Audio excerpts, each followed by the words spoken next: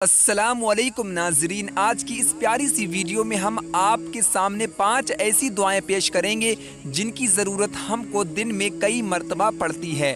ناظرین، مزید ڈسکس کرنے سے پہلے آپ ہمارے چینل کو سبسکرائب کر دیں اور بیل آئیکن کو بھی پریس کر دیں۔ تو چلیے ویڈیو کو شروع کرتے ہیں۔ ناظرین، قرآن مقدس کے اندر اللہ تبارک و تعالی ارشاد فرماتا ہے، اجیبوا دعوت الداعی اذا دعانی، میں پکارنے والے کی ہر پکار کا جواب دیتا ہوں جب بھی وہ مجھ کو پکارتا ہے۔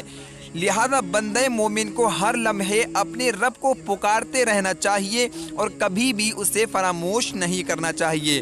اس کا آسان طریقہ یہ ہے کہ جو بھی کام کیا جائے اس کی دعا سب سے پہلے ضرور پڑھ لینی چاہیے۔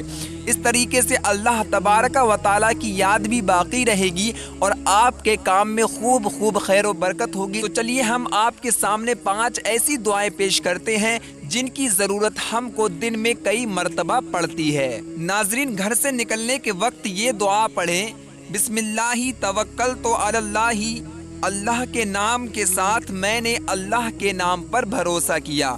اور مسجد میں داخل ہونے کے وقت یہ دعا پڑھیں، اللہم افتح لی ابواب رحمتک، اے اللہ میرے لیے رحمت کے دروازوں کو کھول دے۔ اور مسجد سے نکلنے کے وقت یہ دعا پڑھیں، اللہم انی اسألک من فضلک ورحمتک، اے اللہ میں تجھ سے تیرا فضل اور تیری مہربانی چاہتا ہوں۔ اور سونے کے وقت یہ دعا پڑھیں، اللہم بسمک اموت و احیا، اے اللہ میں تیرے ہی نام سے سوتا ہوں اور تیرے ہی نام سے جی اٹھتا ہوں۔